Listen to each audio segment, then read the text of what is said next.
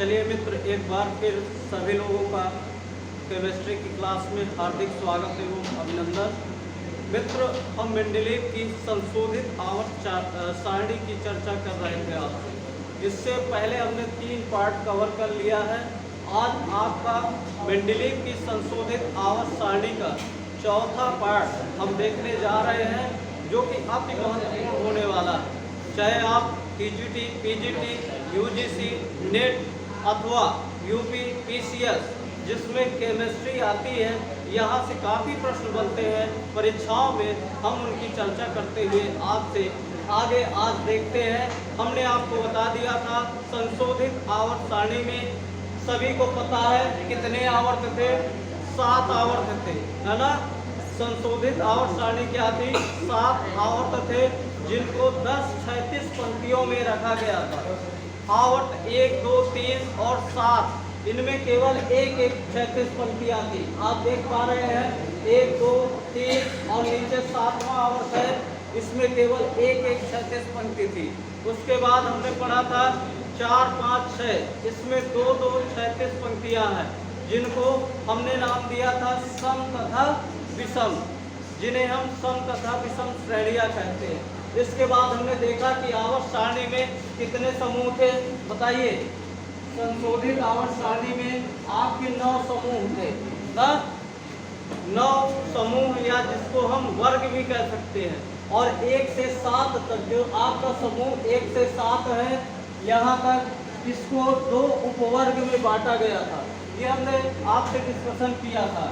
ये देखिए, उपवर्ग ए, उपवर्ग बी, 7 तक समूह को 2 उपवर्गों में विभाजित किया गया था ना।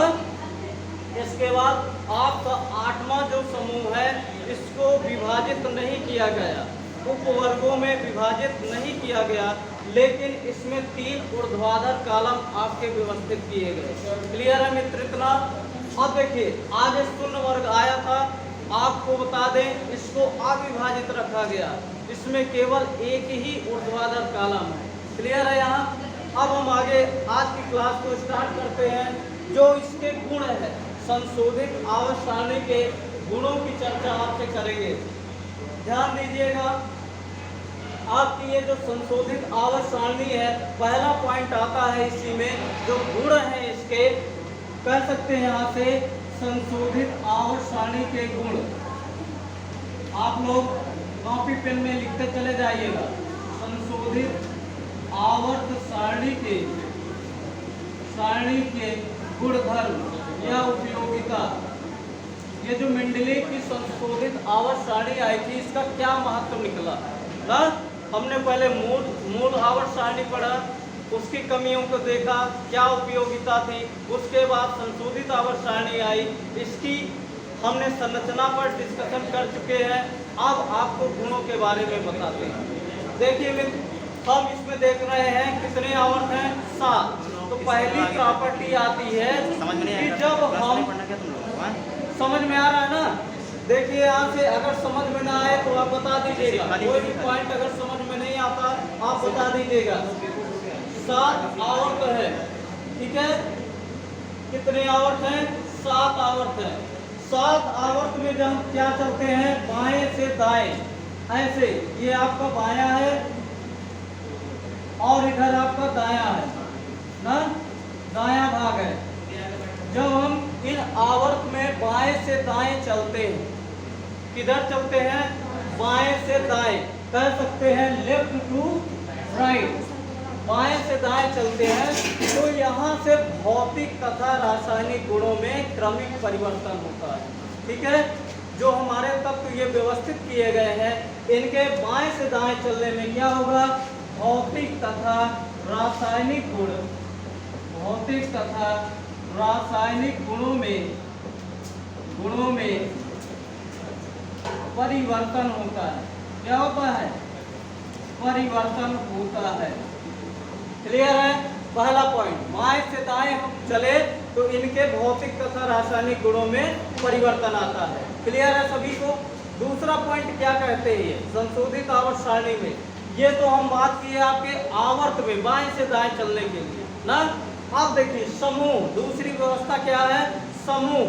जब हम किसी समूह में ऊपर से नीचे, ऐसे ऊपर से नीचे चलते हैं तो क्या होता है, भौतिक तथा रासायनिक गुणों में परिवर्तन नहीं, भौतिक तथा रासायनिक गुण इनके क्या होते हैं, समान होते हैं। किसी समूह में ऊपर से नीचे जब हम अध्ययन करते हैं तो इनके गुणों में क्या आती है, समानता आती है। ये आपका दूसरा पॉइंट आता है।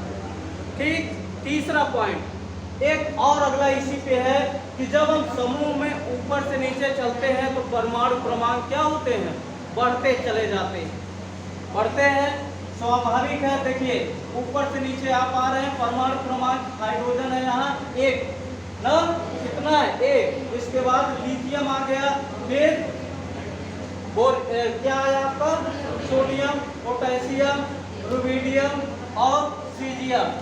जब ऊपर से नीचे हम चलते हैं तो परमाणु क्रमांक वृद्धि के साथ साथ इनके गुणों में क्रमिक परिवर्तन आता है। ध्यान दीजिएगा, बढ़ते चले जाते हैं तो इनके गुणों में क्रमिक परिवर्तन आता है। क्लियर है?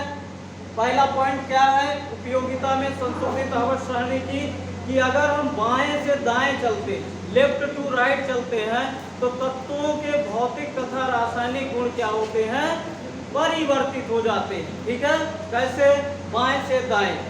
ऊपर से अगर किसी समूह का अध्ययन कर रहे हैं तो उस समूह के लगभग सभी भौतिक तथा रासायनिक गुण तत्वों के समान होते हैं। फिर क्या कहते हैं, अगला पॉइंट आता है कि समूह में ऊपर से नीचे जब हम क्रमिक रूप से बढ़ते चले जाते हैं तो क्या होता है, परमाणु क्रमांक बढ़ने के साथ साथ गुणों में कुछ क्रमिक परिवर्तन भी होता है। क्लियर है? 3 पॉइंट हो गए। अब देखिए आगे चौथा गुण इसका क्या आता है। देखिएगा मित्र, हम समूह की बात कर रहे हैं, ठीक है ना। जब हम आगे चलते हैं समूह में तो देखिए कितने समूह हैं इसमें, बताइए। 9 समूह थे ना। मेंडलीव की जो संशोधित आवर्त सारणी है इसमें कितने समूह है, 9 समूह है। आ रहा समझ में इतना? समूह में जब हम क्या करते हैं, आपके समूहों का अध्ययन करते हैं तो इन्होंने ये कहा कि समूह जो है वो तत्वों के ऑक्सीकरण या संयोजकता के बराबर होता है। मतलब कह सकते हैं कि प्रत्येक समूह में जो एलिमेंट है जो व्यवस्थित किए गए हैं वही उसकी संयोजकताएं। ठीक है, कहने का मतलब ये है कि प्रत्येक समूह में, ये मान लीजिए आपका फर्स्ट समूह है, इसमें जो भी सदस्य हैं, इस समूह में जो भी तत्व निर्धारित किए गए हैं वो अपने अपने समूहों में संयोजकता को प्रदर्शित करते हैं। क्या करते हैं, ये अपने अपने समूहों में, अगला पॉइंट है चौथा, अपने अपने समूहों में जो तत्व है तत्वों की संयोजकता प्रदर्शित होती है। क्या प्रदर्शित होती है, संयोजकता प्रदर्शित करते हैं या प्रदर्शित होती है। ठीक है, कहने का मतलब यह है कि जो तत्व जिस समूह में रखे गए हैं वह उस समूह की उन तत्वों की संयोजकता भी होगी।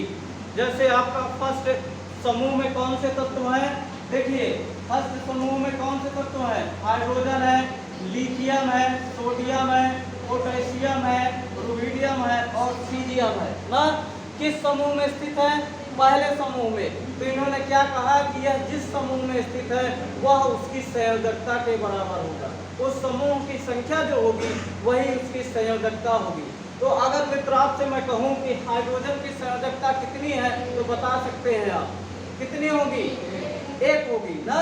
इसके बाद लिथियम आता है, इसकी संयोजकता कितनी होगी, 1 होगी। इनके कहने के अनुसार कि जो समूहों में तत्व स्थित है, जो समूहों की संख्या है, उन्हीं तत्वों की वह क्या है, संयोजकता है। ठीक है, अब देखिए ध्यान रखिएगा मित्र, यह कहाँ तक लागू होता है, केवल 4 तक। ठीक है, ये जो आपका समूह नंबर 4 है इसको मिटा दे। देखिए कैसे संयोजकता आप प्रदर्शित कर सकते हैं। बहुत इंपॉर्टेंट पॉइंट है, कई बार परीक्षाओं में पूछा गया है कि इसकी संयोजकता कितनी होगी ना। ये आपको देखिए 1 2 3 और 4, ये चौथा समूह है ना। कौन सा समूह है? चौथा समूह है आपका, ये चौथा समूह है ना, समूह है। अब देखिए इन्होंने कहा कि जिस समूह में स्थित है तत्व वही उसकी संयोजकता होगी। क्लियर है? तो देखिए अगर समूह फर्स्ट में तत्व स्थित है तो संयोजकता कितनी होगी? 1 होगी। जैसे हम मान लीजिए द्वितीय आवर्त को ले लेते हैं, ये वाला, तो इसमें द्वितीय आवर्त में कौन कौन से तत्व हैं? Lithium, beryllium, boron, carbon, nitrogen, oxygen, chlorine ना। इसके बाद आपका कौन सा आता है? शून्य वर्ग आता है ना। तो इन्होंने कहा अगर मान लीजिए हम आपसे कह दें कि चतुर्थ समूह में कार्बन है आपका ना, तो कार्बन की संयोजकता कितनी होगी? बताइए कितनी होगी? 4 होगी ना। अगर आपसे पूछ लिया जाए बोरान की संयोजकता कितनी होगी? 3 होगी, क्योंकि इन्होंने कहा कि जो समूह में स्थित है वही क्या है इसकी संयोजकता है। बेरिलियम की कितनी हो जाएगी? 2। सभी आवर्त की बात हम करें, ये सामान्य तत्व हैं, इनकी संयोजकता कितनी होगी? जो समूह में स्थित है, जिस समूह में वह स्थित है। अब देखिए ये केवल 1 से 4 तक के समूह के तत्वों के लिए लागू होता है, केवल 1 से 4। अब आप ये ना कहिएगा कि ऑक्सीजन किस समूह में है? 6वें समूह में है, तो आप कहेंगे कि सर ये 6वें समूह में स्थित है तो इसकी संयोजकता 6 होनी चाहिए ना। इनके कहने के अनुसार तो यही होगा कि भाई 6वें समूह में है तो 6 होनी चाहिए, लेकिन इन्होंने अगला पॉइंट भी बताया कि यह केवल 4 तक लागू होती है। और जैसे ही 4 के बाद आपका 5वां समूह आता है, कौन सा? ये वाला 5वां समूह कौन सा तत्व है? नाइट्रोजन ना, फिर ऑक्सीजन, क्लोरीन। इन्होंने कहा कि 5वां 6वां 7वां समूह ना, इसकी संयोजकता क्या होगी? आप 8 में से माइनस कर देंगे। क्या कर देंगे? इन तत्वों की संयोजकता अगर निकालना है समूह कहां से? समूह 5 से लेकर 7 तक के तत्वों की ना, समूह 5 से 7 तक के तत्वों की अगर संयोजकता निकालना है ना, तो क्या होगा? हम 8 से उस समूह की संख्या को घटा देंगे, 8 माइनस समूह की संख्या। ठीक है भैया, समझ में आ रहा है? तो नाइट्रोजन 5वें समूह में स्थित है ना, तो इसकी संयोजकता कितनी हो जाएगी? बताइए। 8 में से 5 घटा दीजिए, आपका क्या परिणाम निकल के आएगा? 3 ना। अगर 6वें समूह में है, ऑक्सीजन की अगर पूछा जाए तो क्या करेंगे? 8 माइनस ऑक्सीजन 6वें समूह में है तो आप 6 घटा दीजिए, इसकी संयोजकता कितनी हो गई? 2 हो गई ना। क्लोरीन की देखा जाए 7वें समूह में है तो 8 में से 7 घटा देंगे, कितना बचा? 1 बचा, तो क्लोरीन की संयोजकता 1 हो गई। क्लियर है? इतना समझ में आ रहा है? आगे आपका शून्य वर्ग आता है। शून्य वर्ग ना, शून्य वर्ग की संयोजकता क्या होती है? 0 होती है। ये अक्रिय गैस होते हैं ना, इन्हीं को हम इनर्ट गैसेस भी बोलते हैं, क्योंकि यह रासायनिक रूप से अभिक्रिया नहीं करती ना। क्यों नहीं करती हैं? क्योंकि आप क्या देखते हैं, हीलियम को छोड़कर जो भी आपकी अक्रिय गैसें हैं ना, हीलियम है, इसके बाद नियान है, आर्गन, क्रिप्टॉन, जीनॉन और रेडॉन। हीलियम को छोड़कर सभी तत्वों के बाह्यतम कोश में 8 इलेक्ट्रॉन होते हैं। क्या होते हैं? 8 इलेक्ट्रॉन होते हैं, जो कि इनकी स्थायी संरचना को प्रदर्शित करता है ना। और जिनके बाह्यतम कोश में 8 इलेक्ट्रॉन नहीं होते हैं, वो क्या करते हैं? अपने बाह्यतम कोश में 8 इलेक्ट्रॉन बनाना चाहते हैं और बनाकर अपना अष्टक पूर्ण करना चाहते हैं ना, जिससे उनका विन्यास, उनकी संरचना स्थायी हो जाए ना।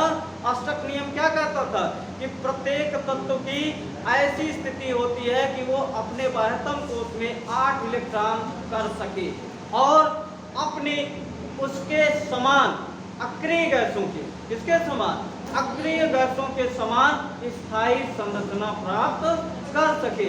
अब देखिए भैया, अगर 8 इलेक्ट्रॉन नहीं है बाह्यतम कोश में तो ये क्या करते हैं, परमाणुओं से दूसरे तत्वों से संयोग करते हैं ना, इलेक्ट्रॉनों का त्याग करते हैं, इलेक्ट्रॉनों का ग्रहण करते हैं ना, जिसमें आप पढ़ते हैं सहसंयोजक बंध ना, उप सहसंयोजक बंध ना, ऐसे बॉन्ड बनाते हैं और जिससे उनका स्ट्रक्चर पूर्ण हो जाता है। क्लियर है? तो अगर हम द्वितीय आवर्त के तत्वों की संयोजकता के बारे में चर्चा करें तो बताइए इसके क्रम कैसे बनेंगे?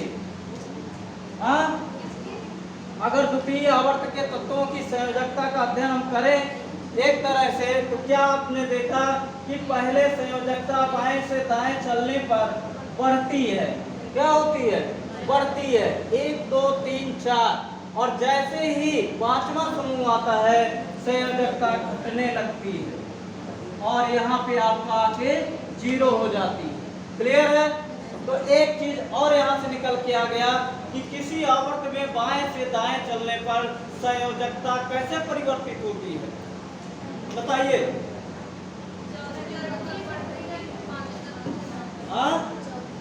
हाँ, यह प्रश्न कई बार आया कि आवर्त सारणी में संयोजकताओं के बारे में क्या सत्य कथन है, संयोजकता के बारे में क्या सही कथन है। पूछा गया है संयोजकता 1 से 4 तक बढ़ती है फिर घटने लगती है अथवा क्रमिक रूप से बढ़ती चली जाती है ना, अथवा संयोजकता में निरंतर कमी आती है। तो आप क्या बताएंगे? पहले 1 से 4 तक बढ़ती है फिर घटने लगती है। क्लियर है?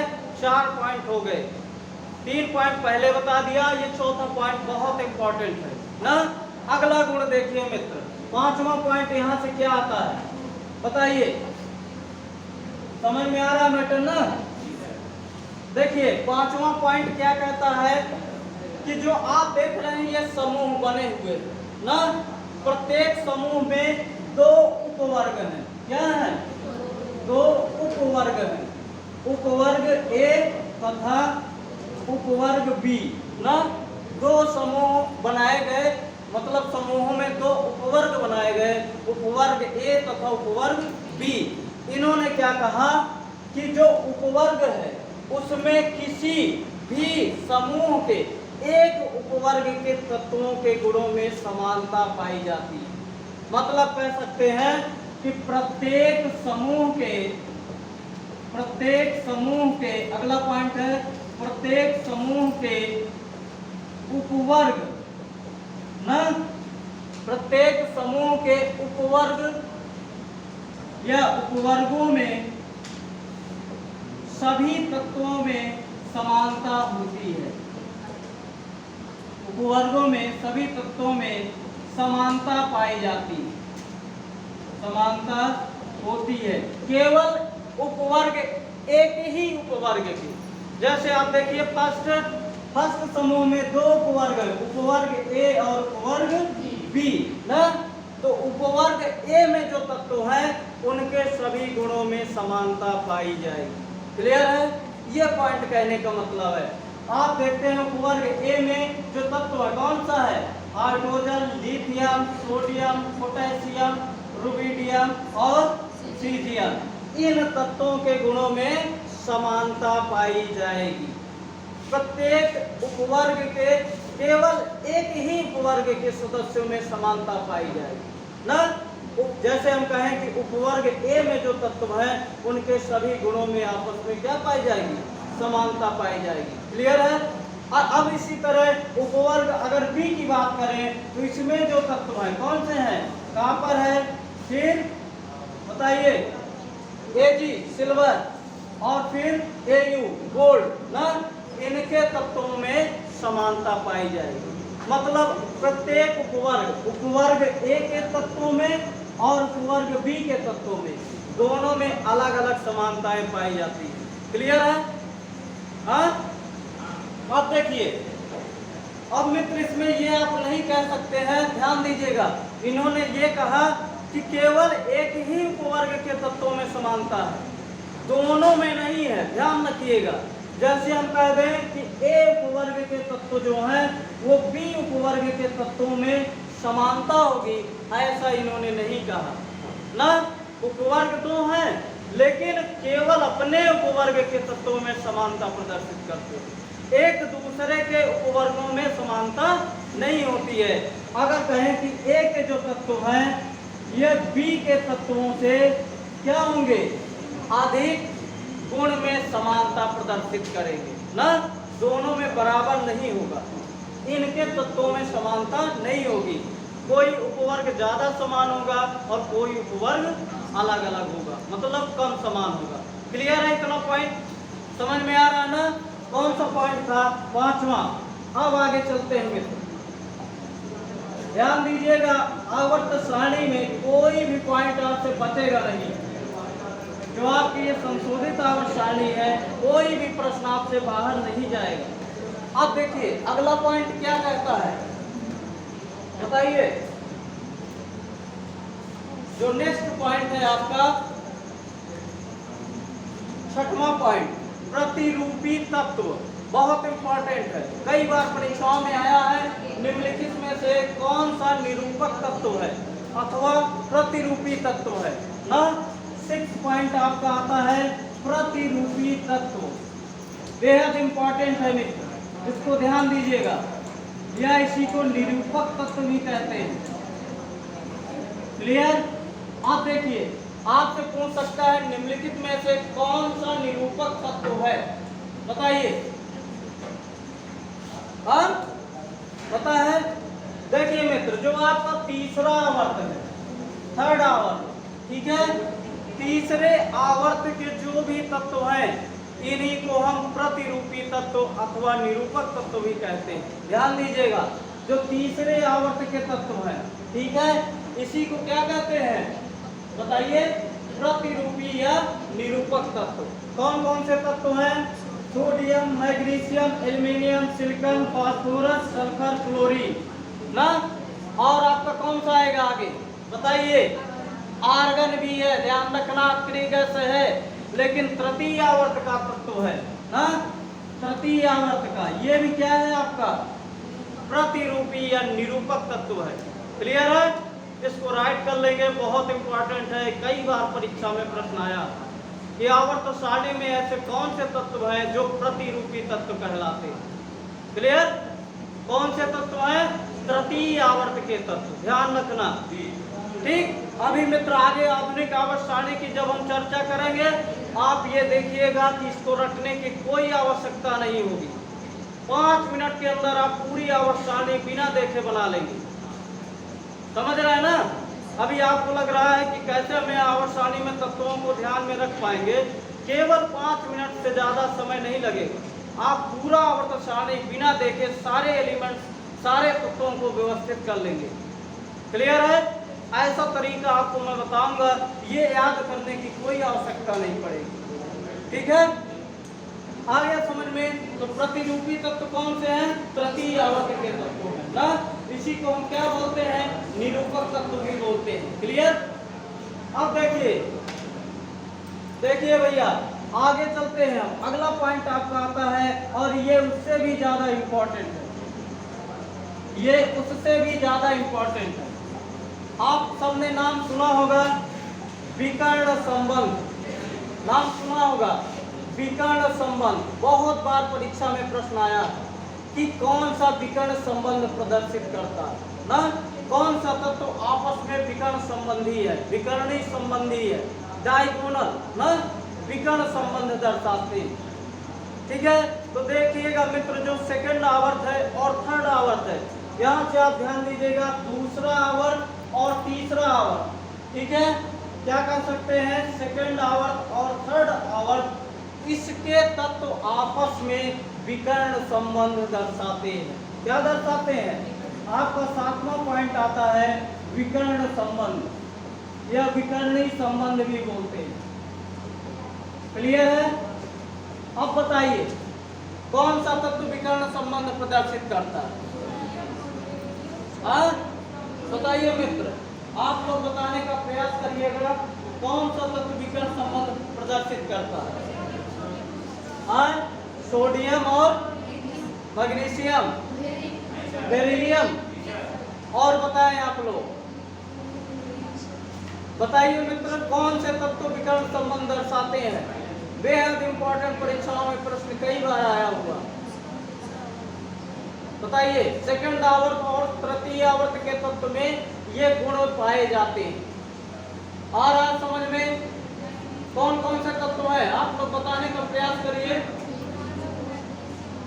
देखिए, अगर आपको नहीं पता चल पा रहा है तो अब ध्यान दीजिएगा, कौन कौन से तत्व हैं जो आपस में विकर्ण संबंध दर्शाते हैं। ठीक है मित्र, देखिए द्वितीय आवर्त में कौन सा है? Helium, beryllium, boron, carbon, nitrogen, oxygen, chlorine ना। थर्ड आवर्त में कौन सा है? Sodium, magnesium, aluminium, silicon, phosphorus, sulphur, chlorine ना। तो कौन से तत्व विकर्ण संबंध दर्शाते हैं? आप ध्यान दीजिएगा, लिथियम से मैग्नीशियम, बेरिलियम, एल्यूमिनियम, बोरान, क्या होगा बताइए? सिलिकॉन ना। ये तत्व विकर्ण संबंध दर्शाते हैं। ध्यान दीजिएगा मित्र, कौन से? Lithium, magnesium, beryllium, aluminium, boron, silicon. देखिए इनकी संरचना डायगोनल, एक विकर्ण की तरह प्रदर्शित हो रही है ना। ये आपका क्या है? एक तरह से डायगोनल है। इन्हीं को हम विकर्ण संबंध कहते हैं। तो क्या निकल के आया?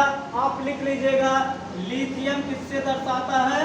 मैग्नीशियम से, इसके बाद बेरिलियम, एल्यूमिनियम से, और बोरान, सिलिकॉन से। ये कई बार प्रश्न आया हुआ। क्लियर है? इसी तरह आगे अगर हम कहें तो कार्बन और फास्फोरस को हो सकता है ना, लेकिन विशेष रूप से आपको 3 को ध्यान रखना, यही परीक्षाओं में प्रश्न बनते हैं। क्लियर है? सभी लोग राइट कर ले इसे। फिर अगली प्रॉपर्टी हम देखते हैं।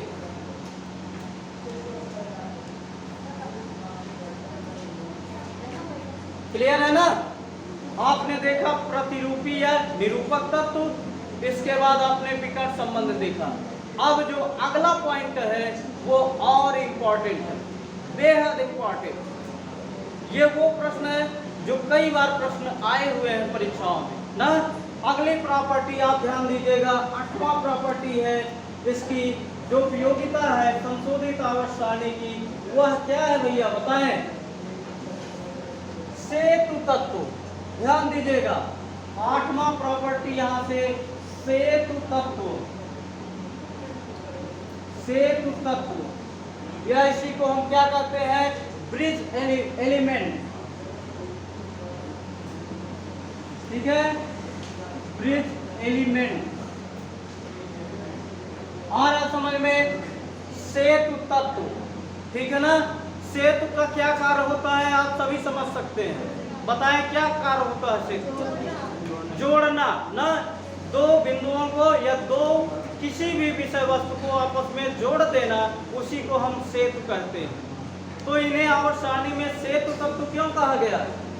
कुछ इनके ऐसे गुण होंगे जो यहाँ दो तत्वों को आपस में जोड़ने का प्रयास करते होंगे ना। सेतु कैसे बनता है? जैसे मान लीजिए यहाँ पे आपकी कोई रिवर है और ये आपकी कोई रिवर ना, दो नदियां हैं। अब यहाँ से मार्ग बनाना है तो क्या बनाना पड़ेगा हमको? अगर इन नदियों को पार करना है या आपस में आना जाना है इन नदियों के बीच में, तो क्या करेंगे? यहाँ सेतु का निर्माण कर देते हैं ना। जब सेतु का निर्माण कर दिया तो आने जाने में, आवागमन में क्या हो गई? सुविधा हो गई। तो कुछ आवर्त सारणी में ऐसे भी तत्व हैं जो दो तत्वों के मध्य सेतु का कार्य करते हैं। सेतु का कार्य का मतलब ये है कि दो गुणों में, दो तत्वों के गुणों में आपस में समानता स्थापित करने का कार्य करते हैं। क्लियर है? अब देखिए मित्र, अब आपके दिमाग में चल रहा है कि कौन से ऐसे तत्व हैं जो सेतु तत्व कहलाते हैं ना। तुरंत देखिए आप कैसे सेतु तत्व कौन से कहलाते हैं? आवर्त 3 के तत्व। कौन से? आवर्त 3 के तत्व ना। देखिए मित्र, जो सेतु तत्व है ये कौन से हैं? आवर्त 3। आवर्त 3 में क्या है? ये है ना। आवर्त 3 में कौन कौन से तत्व हैं? सोडियम, मैग्नीशियम बढ़ता चला जा रहा है ना। आवर्त 3 के समूह 1 से 7 तक के तत्व सेतु तत्व कहलाते हैं। ध्यान रखिएगा, बहुत इंपॉर्टेंट है। आवर्त 3 के समूह 1 से लेके आपके समूह 7 तक के तत्व, ये आपका समूह 7 है। इसके अंदर जो तत्व आते हैं यही सेतु तत्व कहलाते हैं। क्लियर है? सेतु तत्व कैसे सेतु तत्व कहलाया? अब आप देखिए ध्यान से इधर कौन कौन से हैं तत्व बताइए। Sodium, magnesium, aluminium, silicon, phosphorus, sulphur, chlorine, यही सेतु तत्व है ना। तो सेतु तत्व है, तो अब आप पूछ सकते हैं कि सर ये कहाँ पुल का कार्य कर रहे हैं, किन तत्वों को आपस में जोड़ने का कार्य कर रहे हैं ना। तो ध्यान देना मित्र, जो सोडियम है ये आपका पोटेशियम और कॉपर उपवर्ग ए और उपवर्ग बी में जो तत्व रखे गए ना, अपने अपने वर्ग के उपवर्ग के तत्वों में आपस में गुणों में समानता प्रदर्शित करवाने का कार्य करते हैं। कॉपर हो गया और आपका पोटेशियम हो गया, इन दोनों के गुणों को समानता कौन प्रदर्शित करवा रहा है? सोडियम, यही ब्रिज का कार्य करता है। कौन जोड़ने का कार्य कर रहा है? सोडियम। इसी तरह मैग्नीशियम किसमें है? कैल्शियम और जिंक ना। एल्यूमिनियम आपका बताइए स्कैंडियम और गैलियम ना। आगे सिलिकॉन, टाइटेनियम और जर्मेनियम। आपका फास्फोरस है किसमें? वैनेडियम और आर्सेनिक ना। इसके बाद सल्फर, क्रोमियम और सेलेनियम ना। आगे चलते हैं, क्लोरीन किसमें है? मैग्नीज और ब्रोमीन में। ये दोनों तत्वों को आपस में जोड़ने का कार्य करते हैं, इसीलिए इसको हम सेतु तत्व कहते हैं। क्लियर? और ध्यान देना, जो ये सेतु तत्व हैं इनके उन तत्वों के गुणों में समानता होती है जिनको ये आपस में जोड़ने का कार्य करते हैं। क्लियर है? जैसे क्लोरीन आपको कौन सा जोड़ रहा है? मैग्नीज और ब्रोमीन को जोड़ने का कार्य कर रहा है, तो इन तत्वों के आपस में गुणों में भी समानता पाई जाएगी। आ रहा है मित्र? क्लियर है? कोई भी परेशानी तो नहीं है ना? समझ में आ रहा मैटर? ऐसे पढ़िए, एक बार समझ लीजिए, आवर्त सारणी का टेंशन खत्म हो गया। कोई भी प्रश्न नहीं बच सकता है, एक बार आप पढ़ लीजिए। और मेरा पूरा प्रयास है कि आपको अधिक से अधिक समझाया जाए, जिससे आपका कोई भी प्रश्न, चाहे जिस स्तर की परीक्षा में आप बैठे, 0 से लेकर हाई स्तर की परीक्षा में, अगर एग्जामिनर के दिमाग में आवर्त सारणी आए तो आप भी तैयार हो जाइए कि आप कहाँ से पूछेंगे। हम तैयार हैं आपके सवालों का जवाब देने के लिए ना। एग्जामिनर मजबूर हो जाएगा, कहाँ से पूछेगा? इन्हीं सब में से प्रश्न आएगा, और आप पहले से इसको तैयार करके बैठिए। ध्यान रखना, किसी परीक्षा में 2 से 3 प्रश्न अवश्य आवर्त सारणी से बनाए जाते हैं ना। और परीक्षाओं में एक एक नंबर का, यहाँ तक कि 0.1 नंबर का भी बड़ा महत्व होता है। सिलेक्शन रुकता है जब किसी का 0.1, 0.2, 0.4, तब हमें बहुत दिक्कतें का सामना करना पड़ता है ना। तो एक एक नंबर का जुगाड़ में यहाँ से करते हुए चल रहे हैं ना, एक एक नंबर आपको दे रहे हैं। देखिए, ये समझ में आ गया, इनके तत्वों के गुणों में समानता होगी आपस में ना। आगे चलते हैं, बताइए मित्र, अगला जो है नॉर्मल तत्व, साधारण तत्व कौन से कहे गए? अगला पॉइंट है आपका 9वां, नॉर्मल तत्व, सामान्य तत्व ना। 9वां पॉइंट है आपका नॉर्मल एलिमेंट, नॉर्मल तत्व या सामान्य तत्व। सामान्य तत्व, इन आवर्त सारणी में सामान्य तत्व कौन से होते हैं बताइए?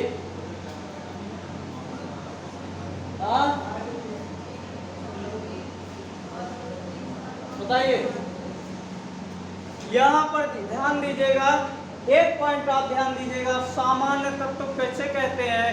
जिन तत्वों के गुणों में किससे सेतु तत्वों के गुणों में या गुणों की तुलना में समानता अधिक होती है ना। अथवा कह सकते हैं ऐसे तत्व जो सेतु तत्वों के गुणों में अधिक समानता दर्शाते हैं। ये तत्व क्या करते हैं? सेतु तत्व के गुणों में, सेतु तत्वों के गुणों में अधिक समानता प्रदर्शित करते हैं, अधिक समानता प्रदर्शित करते हैं। ठीक है, मतलब ऐसे तत्व जिनके गुण सेतु तत्वों से काफी मिलते जुलते हैं ना, लगभग, बहुत इंपॉर्टेंट है यह, काफी मात्रा में अथवा लगभग समान होते हैं, उन्हें हम साधारण अथवा नॉर्मल तत्व कहते हैं ना। जैसे आप देखते हैं द्वितीय आवर्त के तत्व सामान्य तत्व हैं, तृतीय आवर्त के तत्व, ये सब क्या है? सामान्य तत्व है ना, क्योंकि इनमें क्या है?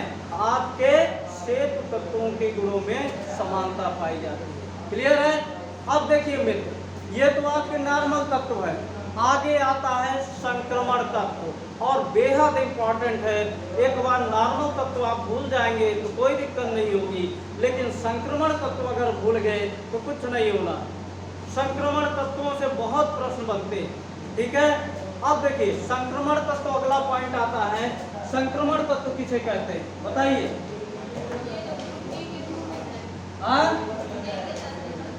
संक्रमण तत्व किन्हें कहते हैं? सभी लोग बताइए।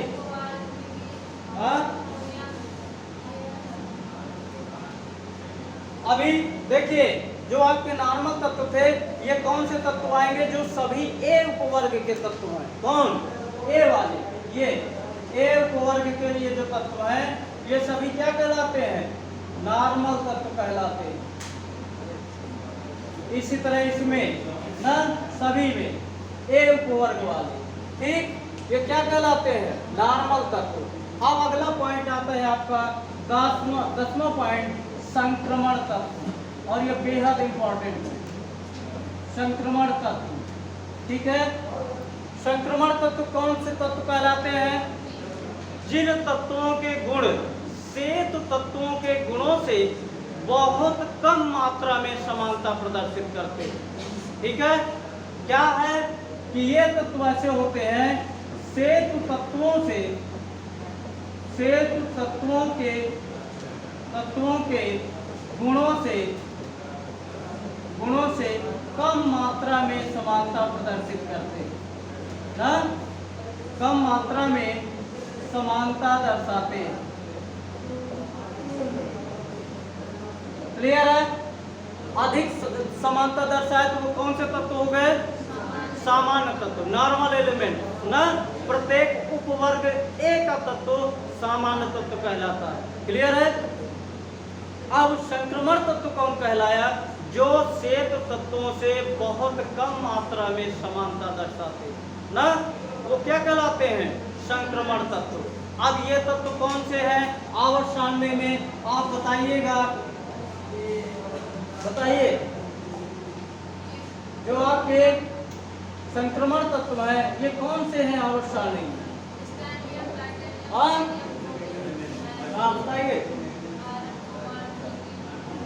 देखिएगा मित्र, कुछ नहीं है, आवर्त सारणी ही देखिए, कभी रटने की आवश्यकता नहीं है। ए उपवर्ग वाले क्या कहलाए? नॉर्मल ना। आप ध्यान देना, जो बी उपवर्ग है, यही आपका संक्रमण तत्व, संक्रमण तत्व।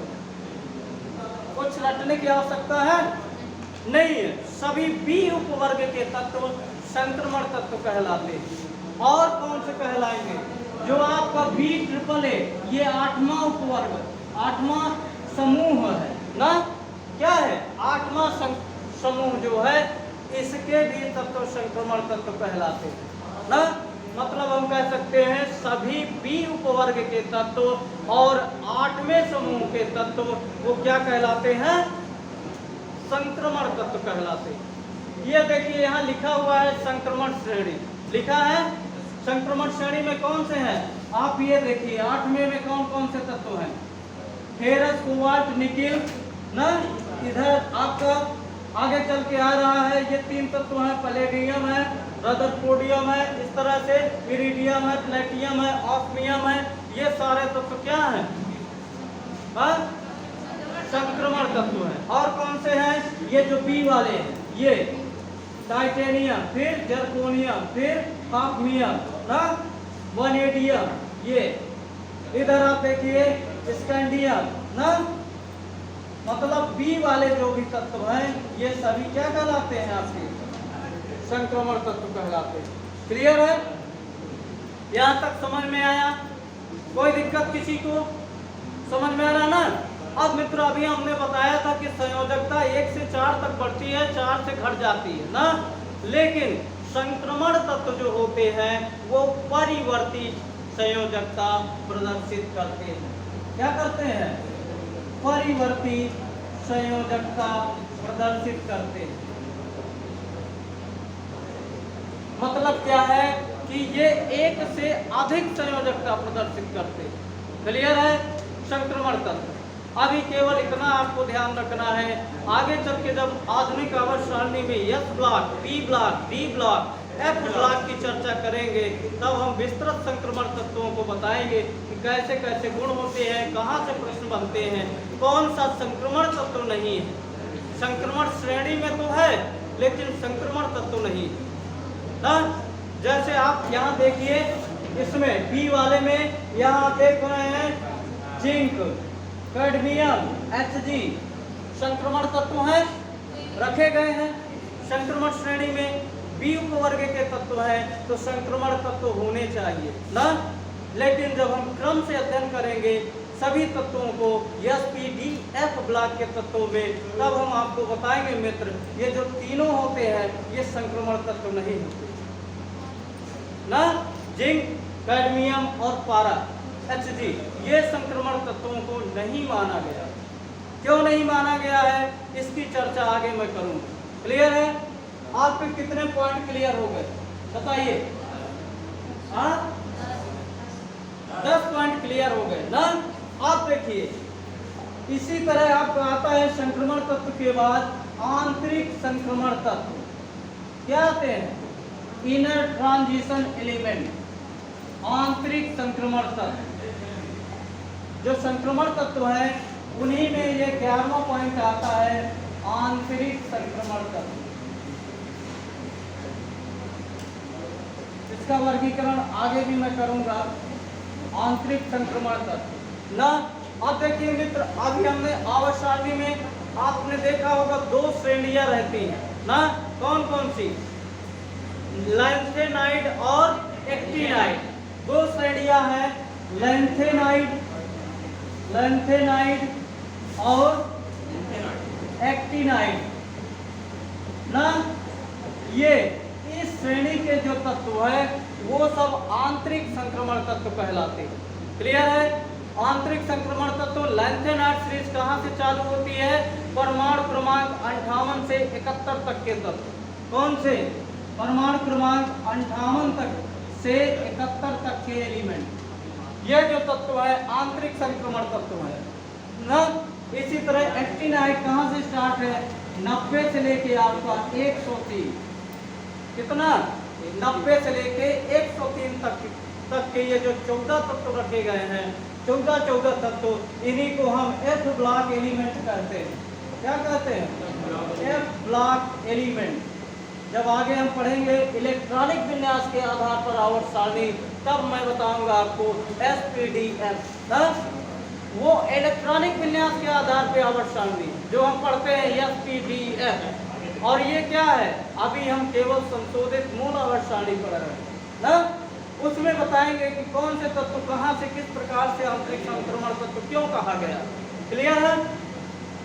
90, 58 से 71 और 90 से 103, इन्हीं को आंतरिक संक्रमण तत्व कहते हैं। ये पॉइंट क्लियर हो रहा है? हाँ। अब देखिए मित्र, कुछ पॉइंट और हैं, उनकी भी चर्चा कर लेते हैं ताकि इसके गुणों को हाथ से समाप्त कर दिया जाए, फिर आपका आगे क्लास स्टार्ट करेंगे ना।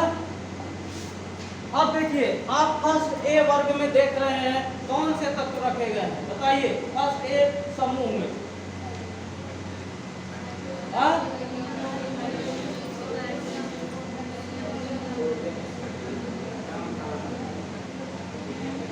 बताइए। आप देखिए फर्स्ट समूह में hydrogen, lithium, sodium, potassium, rubidium, caesium ये है। और बी उपवर्ग जो है उसमें है कॉपर, सिल्वर ना और एयू गोल्ड।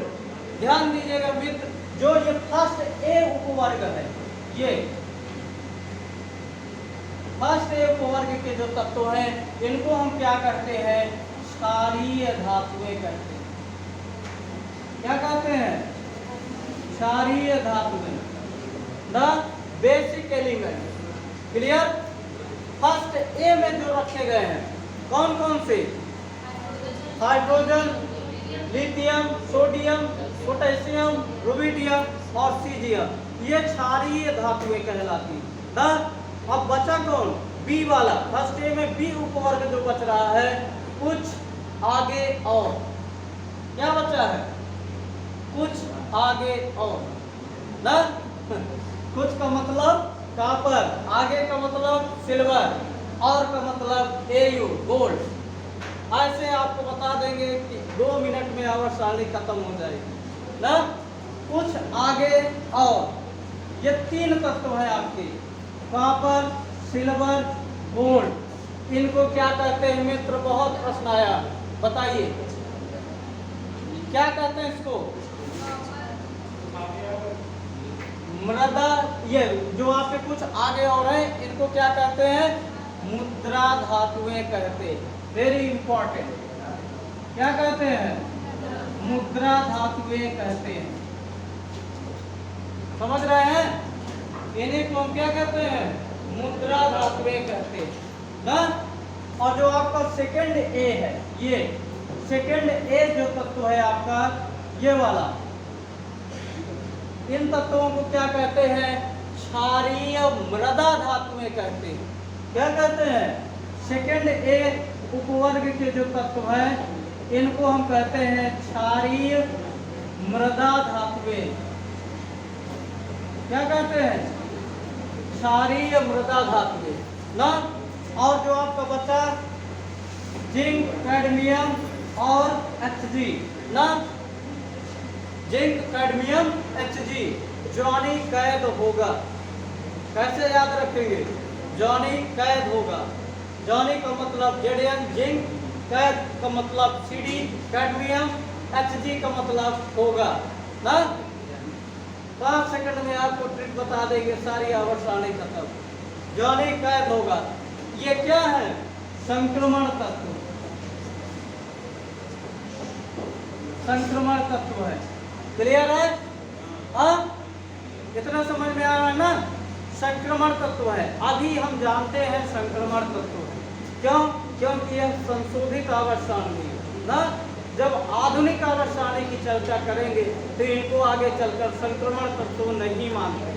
श्रेणी में तो हैं लेकिन मानते नहीं हैं, उसका कुछ रीजन ना, फिर मैं बताऊंगा क्यों नहीं माना जाता। क्लियर? तो आपने देखा कितने सारे पॉइंट है ना। और देखिए एक उपयोगिता और है, इसके बाद मैं क्लास को समाप्त करूंगा। ज्यादा बड़ी क्लास हो जाएगी, आपका भी मन नहीं लगेगा ना। इतना समझ में आ रहा है? देखिए एक पॉइंट और आता है, इसको समझ लीजिएगा, फिर क्लास बंद करते। हमने आपसे बताया था मेंडलीव की मूल आवर्त सारणी ना। मूल आवर्त सारणी में कुछ कमियां रह गई थी। जो कमियां रह गई थी उन्हीं को दूर करने के लिए आपसे मैं बताया था संशोधित आवर्त सारणी आई ना। उसी आवर्त सारणी को संशोधन करके एक आवर्त सारणी और बनाई गई जिसे संशोधित आवर्त सारणी कहते हैं। तो एक पॉइंट और निकल के आया कि संशोधित आवर्त सारणी से, संशोधित आवर्त सारणी से मेंडलीव के मूल आवर्त सारणी की, मूल आवर्त सारणी की कमियों को दूर कर दिया गया ना। जो भी कुछ कमियां बची थी आपकी किसमें? मूल आवर्त सारणी में, उसको क्या कर दिया गया? दूर कर दिया गया। मैंने क्या बताया था पहला पॉइंट कमी में, परमाणु भार में क्या क्रमिक परिवर्तन ना, मतलब क्या था, उन्होंने बढ़ते क्रम में रखा था तो कुछ अपवाद आ गए थे कि परमाणु भार कम है ना, उसको क्या किया था, बाद में रख दिया गया था। यही तो देखे थे, यही कमी थी, तो क्या दूर हो गया बताइए। जैसे हमने आपको बताया था ये बेरिलियम और आयोडीन ना, मूल आवर्त सारणी में क्या रखा गया था, आयोडीन को पहले रखा गया था और क्या किया था, इसको बाद में रखा गया था, यही था ना। इनको दिक्कत आपसे क्या किया गया, दूर कर दिया गया। परमाणु क्रमांक जो ये संशोधित आवर्त सारणी बनाई गई, इसके बढ़ते क्रम में रख दिया गया, मतलब परमाणु क्रमांक के बढ़ते क्रम में यह व्यवस्थित हो गए। क्लियर है। इसके बाद आपका ये था, देखिए कोबाल्ट ना, कोबाल्ट और निकिल दो तत्व आए थे अपवाद में।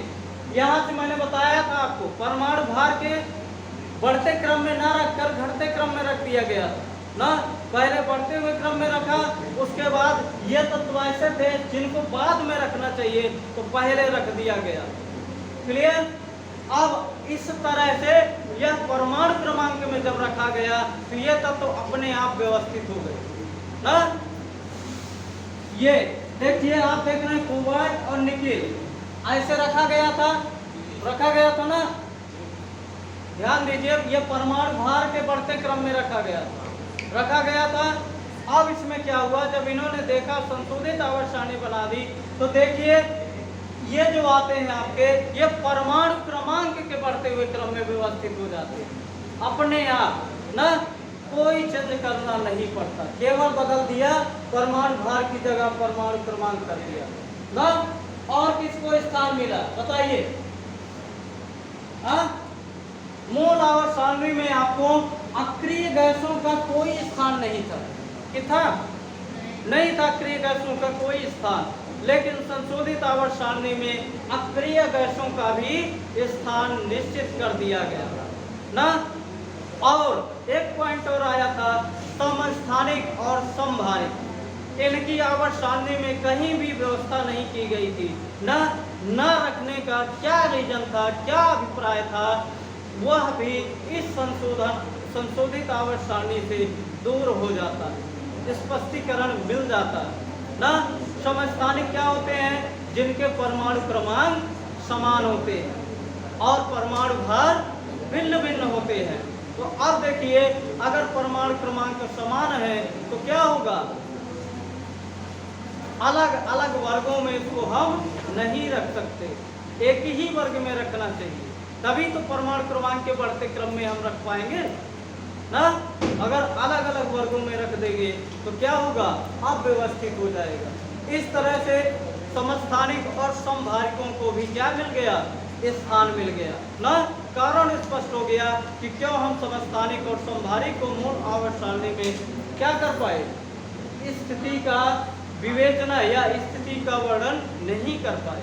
ये सारी क्वालिटियां थी मेंडलीव की संशोधित आवर्त सारणी की ना। सबसे पहले आपने देखा, 2 मिनट में रिवाइज करा देता हूँ, बाएं से दाएं चलने पर तत्वों के गुणों में क्या होता है, क्रमिक परिवर्तन होता है, भौतिक तथा रासायनिक गुण बदलते हैं। समूह के तत्वों के भौतिक तथा रासायनिक गुण क्या होते हैं, समान होते हैं। अब समूह में ऊपर से नीचे चलने पर परमाणु क्रमांक बढ़ने के साथ साथ गुणों में क्रमिक परिवर्तन आता है ना। फिर क्या जाना कि किसी समूह में जो तत्व उपस्थित है, उस समूह की संख्या उस तत्व की संयोजकता प्रदर्शित करती है ना। कहाँ तक, केवल 1 से 4 तक संयोजकता बढ़ती है, फिर 5 से 7 तक संयोजकता घटती है ना, किसी भी आवर्त में देख लीजिए। इसके बाद हमने देखा कि जो समूह के उपवर्ग हैं, वो आपस में उनके तत्वों के गुणों में समानता होती है, लेकिन अलग अलग उपवर्ग के तत्वों के गुणों में समानता नहीं पाई जाती ना। आगे आपने देखा नॉर्मल तत्व ना, साधारण तत्व। कौन से तत्व कहलाए, हाँ, ए वर्ग के तत्व ना, ए वर्ग के तत्व क्या कहलाए, सामान्य तत्व कहलाए। बी उपवर्ग के तत्व संक्रमण तत्व कहलाए। सेतु तत्व किसे कहा गया? जो थर्ड आवर्त के तत्व हैं, 1 से 7 तक के जो आवर्त में, थर्ड आवर्त में 1 से 7 तक के समूह के तत्व हैं, वो सेतु तत्व कहलाते हैं ना। आ रहा समझ में? इस तरह से हमने प्रतिरूपी या निरूपक तत्वों की चर्चा की। निरूपक तत्व कौन से कहलाए? तीसरे आवर्त के तत्व निरूपक तत्व कहलाते हैं। क्लियर है? आगे हमने देखा संक्रमण तत्व कौन से हैं, आंतरिक संक्रमण तत्व कौन से हैं, और मंडलीय की मूल आवर्त सारणी की कमियां कैसे दूर हो गई। यह सारी संशोधित आवर्त सारणी की विशेषताएं ना। 7 आवर्त हैं, 10 क्षैतिज पंक्तियां हैं, 1 2 3 और 7 आवर्त में 1 क्षैतिज पंक्तियां हैं, 4 5 6 आवर्त में 2 2 क्षैतिज पंक्तियां ना, जिन्हें सम तथा विषम श्रेणियों का नाम दिया गया। आवर्त सारणी में 9 समूह है ना। 1 से 7 तक के समूहों को 2 उपवर्गों में विभाजित किया गया। 8वां समूह हमारा विभाजित नहीं किया गया, और शून्य वर्ग में जो 9वां समूह है उसमें केवल 1 समूह है ना, केवल 1। और 8वें वर्ग में के 3 ऊर्ध्वाधर कॉलमों में व्यवस्थित किया गया। तो मित्र, ये थी संशोधित आवर्त सारणी। इसकी क्या उपयोगिता है, ये सबको हमने एक पॉइंट क्लियर किया। आशा करते हैं कि आपको यह क्लास पसंद आई होगी, आपके लिए उपयोगी सिद्ध हो।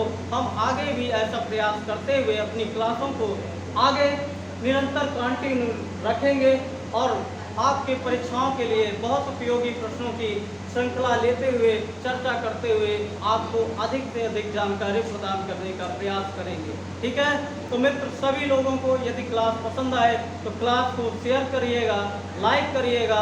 आपकी इच्छा हो मित्र, आपको अगर लगता है कि हमारा यह प्रयास, इतनी गर्मी पड़ रही है, यहाँ पर क्लास लेते समय पसीनों से भीग जाना होता है, फिर भी इतनी मेहनत के बावजूद आपको इतना अच्छा मैटर दिया जाने का प्रयास हमारे तरफ से निरंतर चालू है, हम कोशिश कर रहे हैं। तो आपको अगर पसंद आए क्लास तो आगे मित्रों को अधिक से अधिक शेयर करिएगा, अन्यथा आपकी मर्जी है। मेरा प्रयास है कि आपको अच्छे से अच्छा ज्ञान दिया जाए। आज की क्लास यहीं पे समाप्त करते हैं। बहुत बहुत धन्यवाद। जय हिंद।